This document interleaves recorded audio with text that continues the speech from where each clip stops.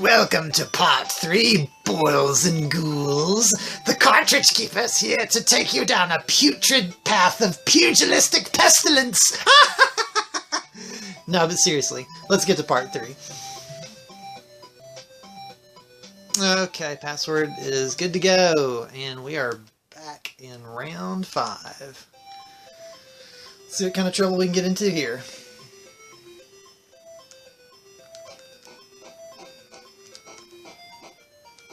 These guys can soak up a pretty good bit of hits, but fortunately for us, they're not too bright. I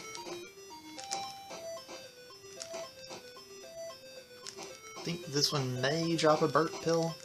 I know one of these guys kind of early on does, if memory serves correctly.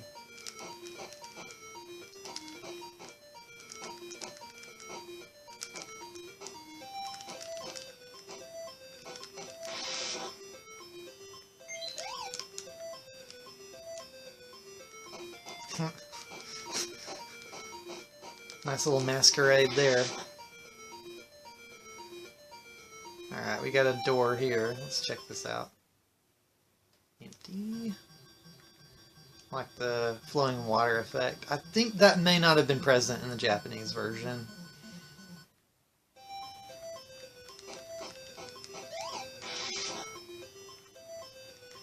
Yeah, technically we could farm up some hearts here, although it would take a little while.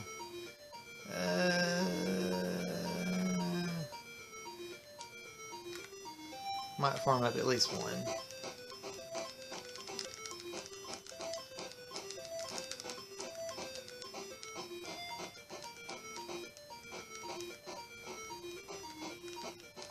Yeah, they're easier to farm from this side because when he drops it, he should drop it on top of the rock instead of like down in the water where you have to jump down and take damage. There we go. Yeah, this could be a lucrative opportunity here. We should maybe take advantage of this. Even though it will take some extra time, I think it's worth it in the long run.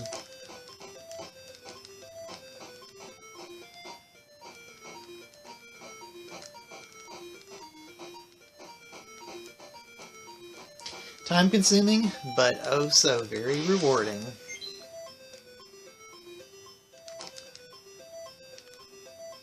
A little work now will save a lot of trouble later.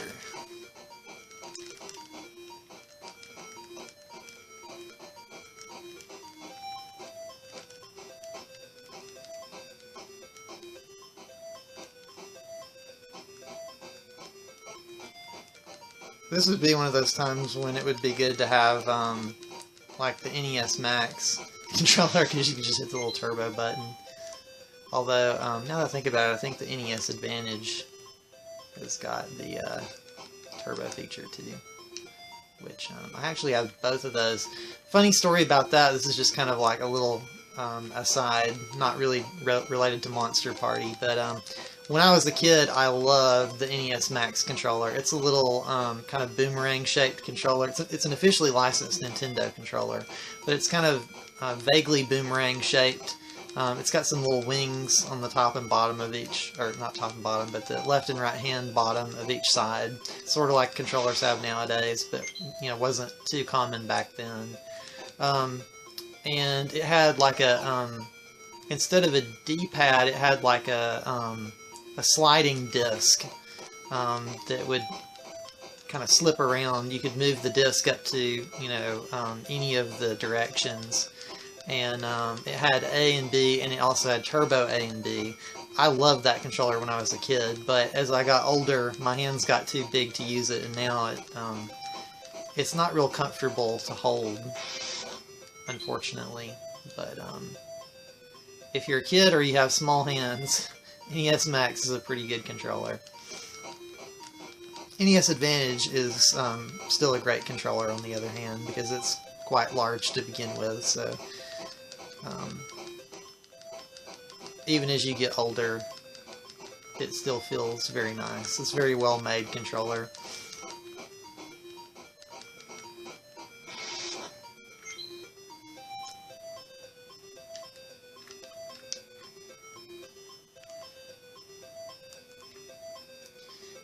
also had a variety of other interesting controllers for the NES. There's one, and I can't for the life of me remember who made it. It's a weird third-party controller that I got from, like, I don't know, some flea market or trade day or something. But it's like a one-handed, almost kind of like a flight stick analog controller, except it's not attached to a base. It, like, you just move it up, down, left, and right, and it's got some kind of sensor in it that it can tell, like, which way you're moving, you know, for the directional movement. And then it's got, like, trigger buttons for, like, A and B, and it's got some buttons on the side for select and start. That's probably one of the weirdest controllers that I have for the NES. And then I had some of the, like, Acclaim wireless controllers. I never really liked those too much, though, because, like, number one, they took batteries, and, looks like the gravy train ran out. Okay, time to move on. Anyway, the Acclaim wireless controllers, I mean, they were pretty good for the time. I mean, they, you know, did as advertised. They were truly wireless controllers, but they took batteries, and I may be misremembering here, but it seems like from what I remember, the battery life wasn't, like, outstanding on them. And not only that, but then also they seem kind of laggy. Like, I don't remember the response time being nearly like what the controllers nowadays, you know, there's almost imperceptible lag on the wireless controllers, which, you know, if you're playing something like a hardcore, you know, fighting game or first-person shooter, you may still want to use wired controllers, because even the tiniest, like, fraction of a second matters in those kind of games. But for your average game, wireless controllers are perfectly fine nowadays. But those NES ones, not the greatest. Alright, I got some bird action here.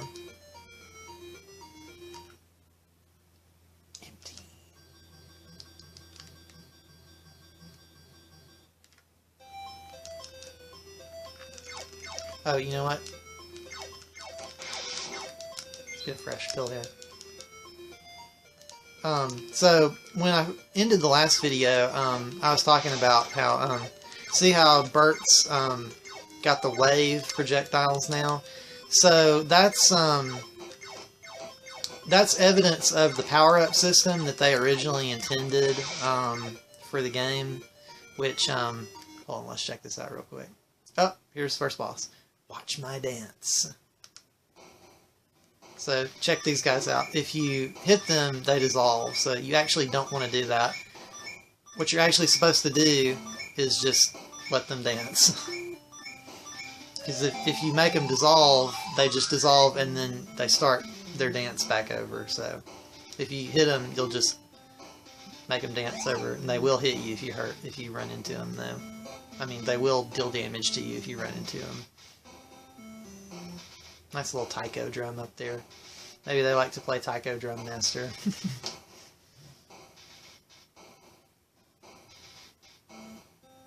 Ta-da! That's all you have to do, just watch them dance.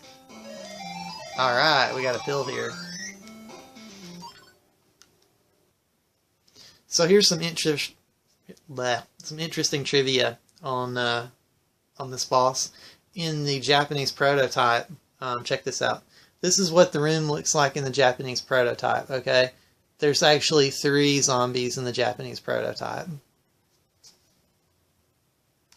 Also in the Japanese prototype, they moved the position, you know, they were further back, I believe, like kind of under the tower. In the US version, they moved them out front. You can't damage them in the Japanese version. You can't, like, make them restart the dance, and they also can't damage you. So that's some interesting trivia for you there about the prototype version.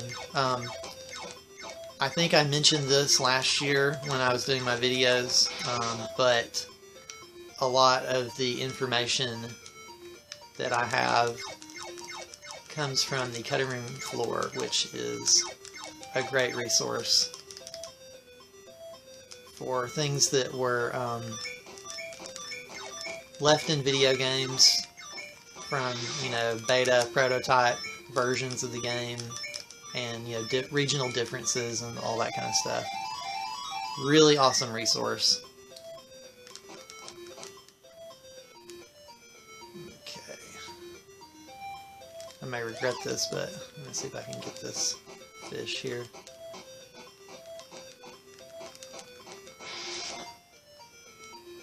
Okay. Nothing there, really. Ah.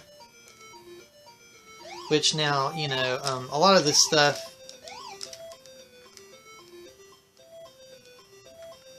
I mean, technically we've seen from last year... Man, really? Come on now, why you gotta do me like that? This is so annoying. I shouldn't have gone down there.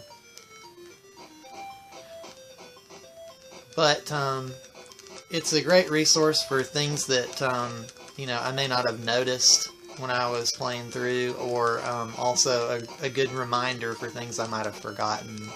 Because, you know, it's been a year since I played through the Japanese prototype version, so it's an excellent resource to reflect on when you want to know exactly what's different between the two versions.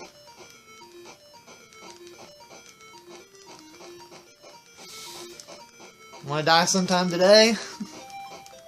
I would appreciate it.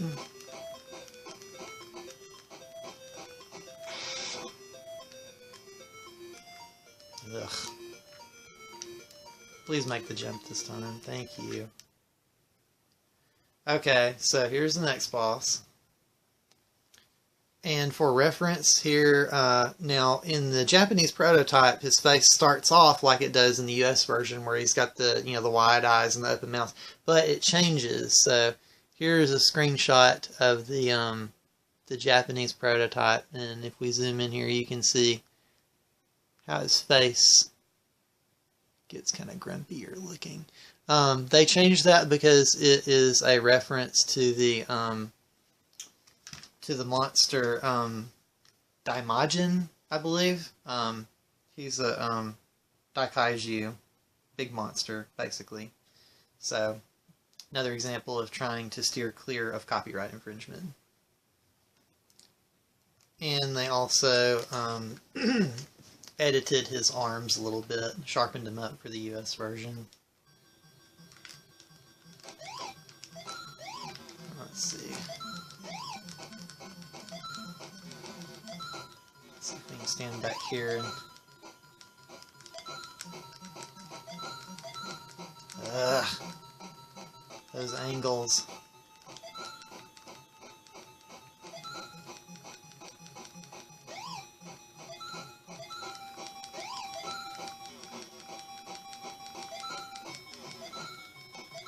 You just need to be patient and hope for the best. Oh, got him. Nice. Ha ha ha. We got the key. We are ready to roll on this level. Oh, that's cool. You can stand on those rocks. I actually had forgotten you could do that. So that's cool. Oh, also the cutting room floor is tcrf.net. So if you want to check them out, like I said, they're a great resource, not just for Monster Party, but tons of games. They have lots and lots of information about various beta and prototype things that were left in different games. They also have breakdowns of, like, when a prototype version was found in a game.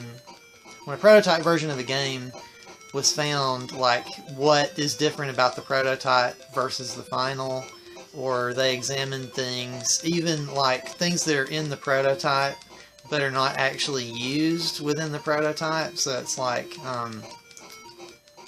unused stuff even in the prototype build. So they have tons of articles on different games. So you should definitely check them out.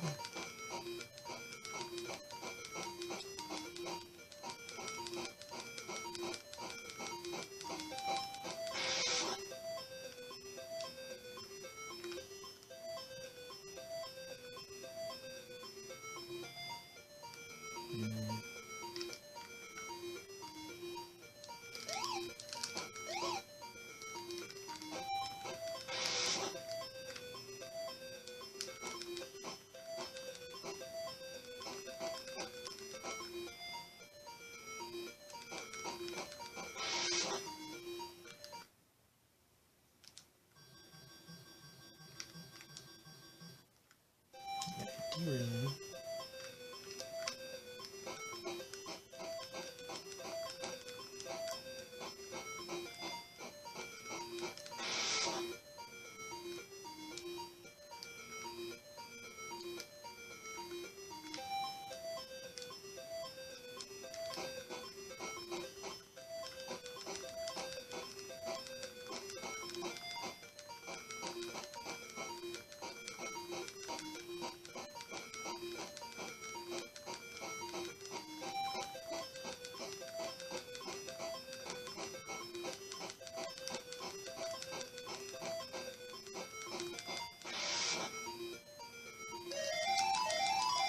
See if I can fly fast enough.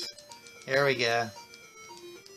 Oh, I started to mention before, so how Bert, shoots the 2 wave shots now, that's evidence of the original planned system for you to be able to collect power-ups, and the power-ups are all references, it's kind of also parodies to games like, Gradius and R-Type and stuff like that. And when you picked up one of the power-ups, Bert would power up from the single shot to the, double wave shot and stuff like that. And they, for whatever reason, they ended up scrapping the power-up system, and Bert just, like, when you get to certain points in the game, his shots get better, like, permanently. I don't know really why they decided to go that route, but, no,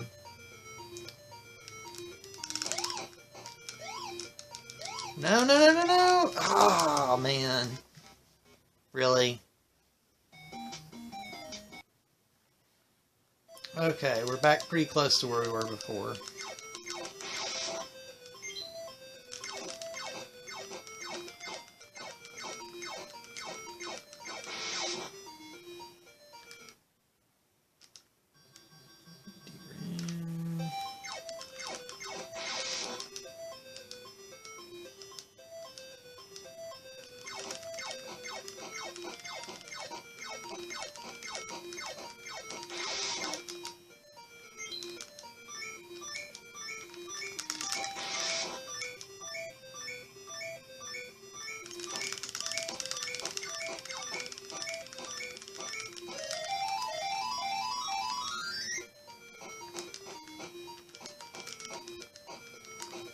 And of course I played through way better this time. You always do, because like, the first time that I play through, it's like I haven't played in that stage in a while, and I don't play as well, and then when I'm playing back through, I play better, and I'm like, gee, I wish I had recorded this run. It would have made me look so much better at the game, but oh well. I guess that's just the way the cookie crumbles.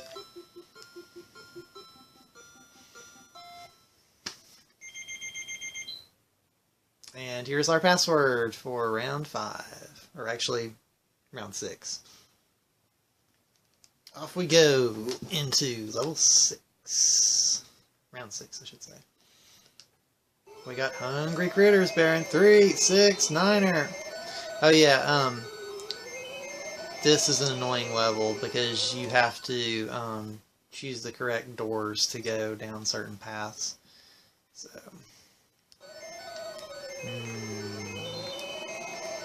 Let's see what happens.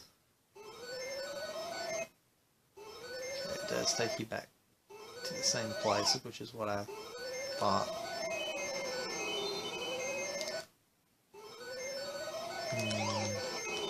Pretty sure you can reflect those, but they just keep respawning, so it's really only useful if you have an enemy in front of you that you can reflect them towards. Nice pants. Oh yeah, there we go. That's what I'm talking about.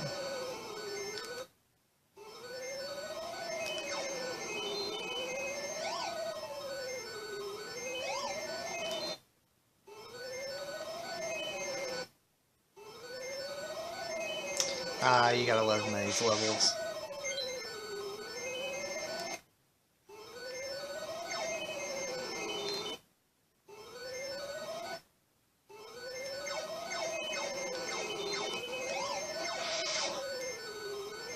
Oh good, that's much needed. Ugh!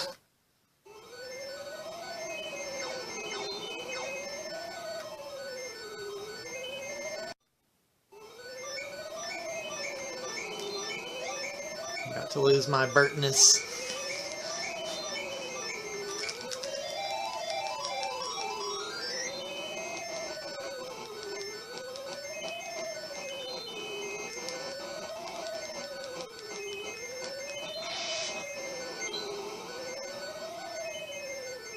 Oh boy. Yeah, I'm quite sure I could get up there if I had Bert, but since I don't, I'll just have to turn around and go back.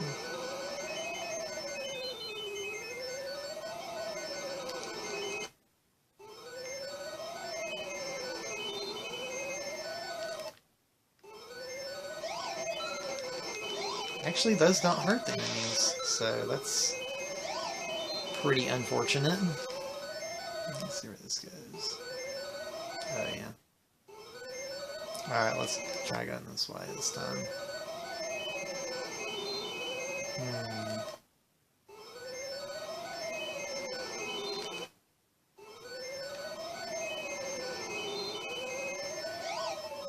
Oh, that's the exit. That's it. Oh, here we go. Yes, yes, yes. This is the boss. Okay, hold up. Okay, so here's the prototype room. This is that boss in the prototype. I know you can't really tell too much yet. This is a weird boss. It'll make more sense when I start fighting him. But this was a slightly modified boss. More so like gameplay than like censorship for copyright reasons. This boss, in a way, they actually kind of improved him for the US because there's only one face in the background in the Japanese version. I think the US version there's going to be 4 that move around. They added some shadowing and they gave him some dialogue. In the Japanese version he doesn't have any dialogue, so yeah, he's like, which one? Yeah, there's just one.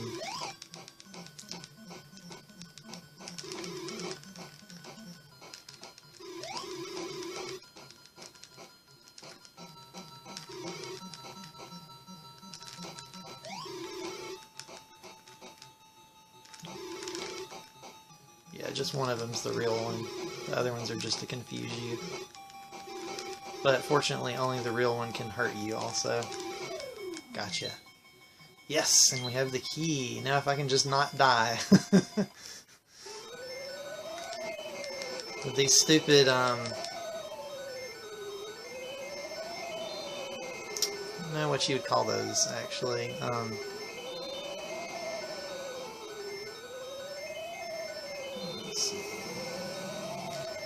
guess spirits or meteors. Spectral meteors! Oh yeah, that would be a good way for me to die. Ugh. I get the timing just right or you'll get hit. What we really need to do is farm up some life, but we'll have to find an enemy that drops hearts.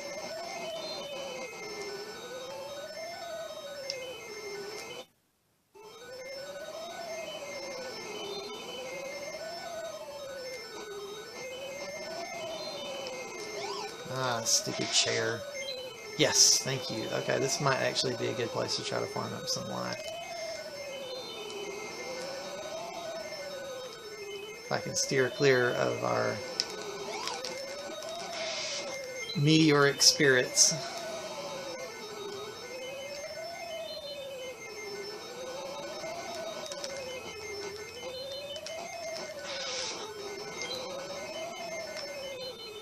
That's the problem, is like you can't walk far enough over to scroll the screen enough to spawn the enemy unless you walk through the path of the ghostly meteors.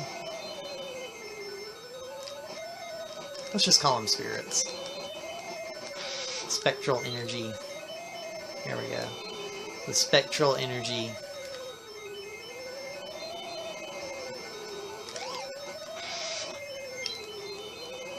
I'm getting a little too impatient here.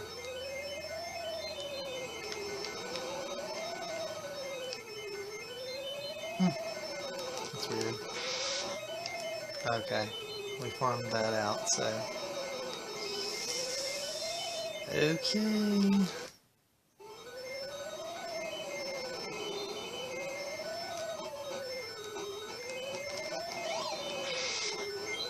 Yeah, this level's kind of unusual in that it only has one boss. Most of them have either 2 or 3. A lot of them have 3. But I guess this one they kind of give you a bit of a break on fighting bosses because of the aggravating maze structure of the level.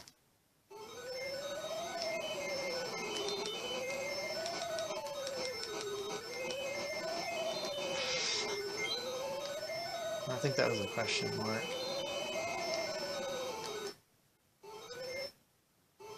Okay, well, no, it wasn't that door then, because... Ah. Ooh, that's helpful.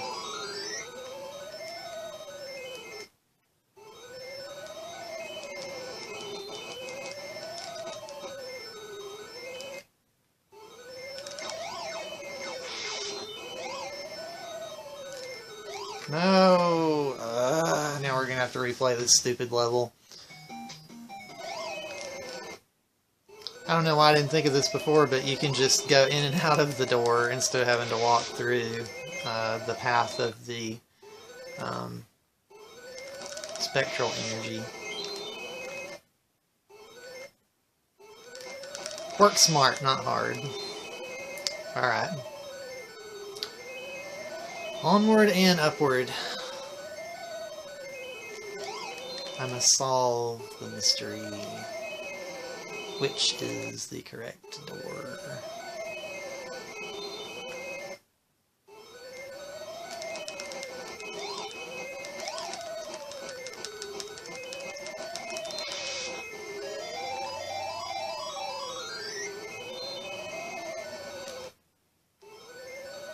Oh, that was definitely not it.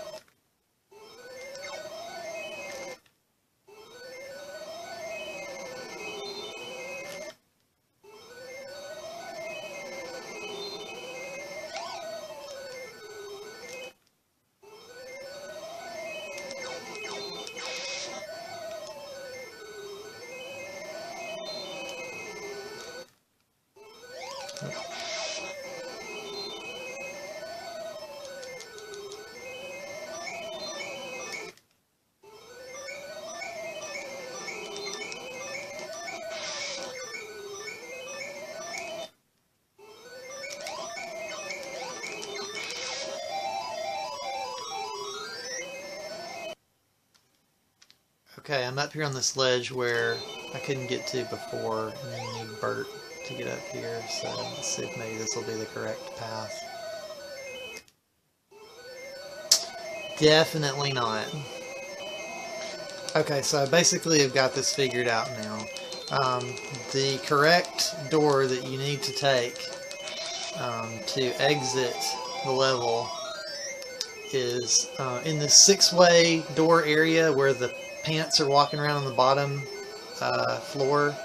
You go up to the upper left door. So if we can get up to the upper left door, we can leave the level. So if I take this door now, should spit me out down here, where we can leave the level. Ta-da!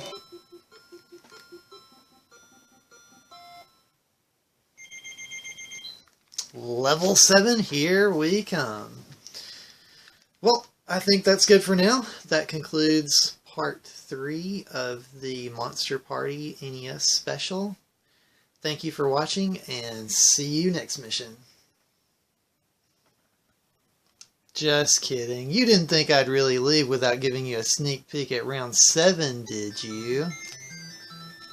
So, here's what you have to look for, or forward to, rather, in the next exciting episode of Awesome Ross Monster Party episode 4.